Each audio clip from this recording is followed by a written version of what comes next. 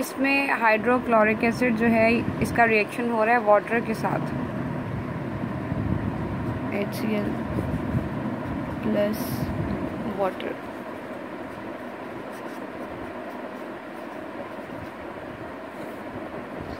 Reversible reaction.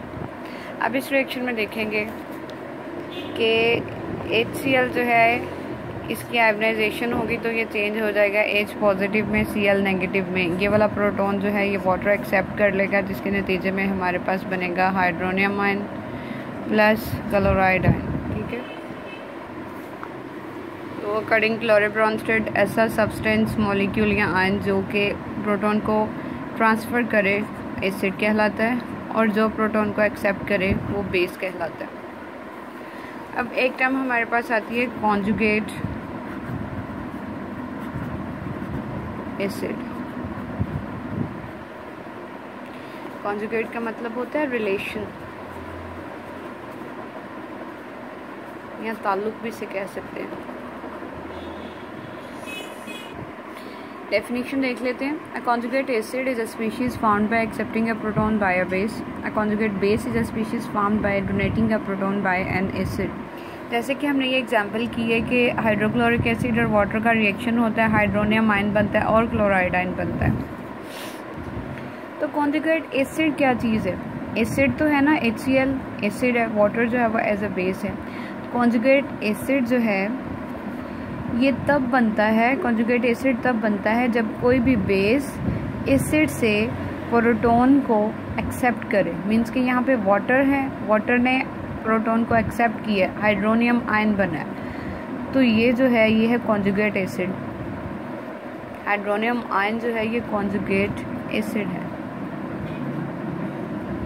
तो यहाँ तो हम ये भी कह सकते थे कि बेस ने एक प्रोटॉन एक्सेप्ट किया है तो ये कॉन्जुगेट बेस होनी चाहिए थी। नहीं, आपने इसमें कंफ्यूज नहीं होना। जब कोई भी बेस एसिड से इसका रिलेशन हो रहा है ना, एसिड से कोई भी बेस जब एसिड से प्रोटॉन एक्सेप्ट करती है तो उसके नतीजे में जो हमारे पास प्रोडक्ट बनती है वो होती है कॉन्जुगेट एसिड। अब नेक्स्ट टर्म है कि कॉन्जुगेट बेस क्या चीज़ है। तो कॉन्जुगेट बेस हम इस तरह से देखेंगे। अब जैसे ये HCl है, HCl एक एसिड है, लेकिन जब इसने प्रोटॉन जो है ये ट्रांसफ़र कर दिया तो जो रिमेनिंग स्पीशी हमारे पास बची है, क्लोराइड आयन जो हमारे पास बचा है, ये है कॉन्जुगेट बेस। क्योंकि इसको कॉन्जुगेट बेस इसलिए कहा जाता है क्योंकि एसिड जो था इसने रिलेशन डेवलप किया है बेस के साथ, बेस को प्रोटॉन ट्रांसफ़र कर दिया, अपना प्रोटॉन जो है वो एसिड ने बेस को ट्रांसफ़र कर दिया। तो जो रिजल्टिंग स्पीशी हमारे पास आई है वो है कॉन्जुगेट बेस। ठीक है, डेफिनेशंस एक दफ़ा दोबारा देख लेते हैं। A conjugate acid is a species formed by accepting a proton by a base. Conjugate acid किसी भी ऐसी स्पीशी को कहा जाता है जब कोई बेस किसी एसिड से प्रोटॉन एक्सेप्ट करती है। मीन्स कि कोई भी बेस एसिड के साथ रिलेशन बनाती है, एसिड से प्रोटॉन एक्सेप्ट करती है, तो जो रिजल्टिंग स्पीशी हमारे पास बनती है वो होती है कॉन्जुगेट एसिड। और जब कोई भी एसिड अपना प्रोटॉन बेस को डोनेट कर देता है, बेस को डोनेट करने के बाद जो रिजल्टिंग स्पीशी हमारे पास आती है उसको कहा जाता है कॉन्जुगेट बेस। ठीक है, a conjugate base is a species formed by donating a proton by an acid. अब इसके बाद हमारे पास एक टर्म आती है एम्फोटेरिक।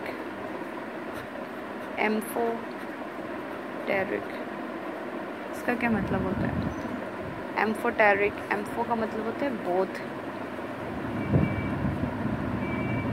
तो ऐसे सब्सटेंसेस जो कि एज अ बेस भी एक्ट करें और एज एन एसिड भी एक्ट करें उनको एम्फोटेरिक सब्सटेंसेस कहा जाता है। जैसे कि वाटर की एग्जांपल ले लें।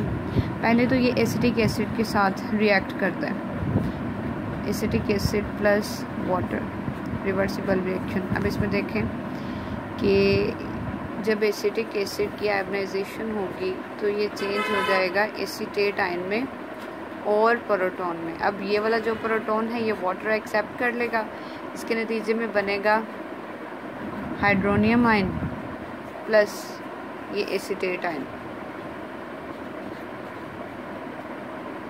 Acetate ion. तो इसमें तो एसिटिक एसिड जो है वो एज एन एसिड एक्ट कर रहा है क्योंकि ये प्रोटॉन को ट्रांसफ़र कर रहा है एसिड, और वाटर जो है वो एज अ बेस एक्ट कर रहा है क्योंकि ये प्रोटॉन को एक्सेप्ट कर रहा है। इसी तरह से इस एग्जांपल में हाइड्रोनियम आयन जो है ये कॉन्जुगेट एसिड होगा। कॉन्जुगेट एसिड कैसे होगा? क्योंकि बेस ने एसिड से एक प्रोटॉन को एक्सेप्ट किया, और एसीटेट आयन जो है ये कॉन्जुगेट बेस होगा क्योंकि एसिड जो है इसने प्रोटॉन ट्रांसफ़र करने के बाद जो रिजल्टिंग प्रोडक्ट आती है वो होती है कॉन्जुगेट बेस। ठीक है, तो हम डिस्कस कर रहे थे एम्फोटेरिक सब्सटेंसेस के बारे में। एक और एग्जांपल ले लेते हैं जिसमें वाटर अमोनिया के साथ रिएक्शन करता है NH3 के साथ। अब इस एग्जांपल में देखें, वाटर की आयोनाइजेशन होगी और ये चेंज हो जाएगा H पॉजिटिव और OH नेगेटिव में। अब ये वाला जो प्रोटॉन है ये अमोनिया एक्सेप्ट कर लेगा, इसके नतीजे में बनेगा अमोनियम आयन प्लस OH आ जाएगा।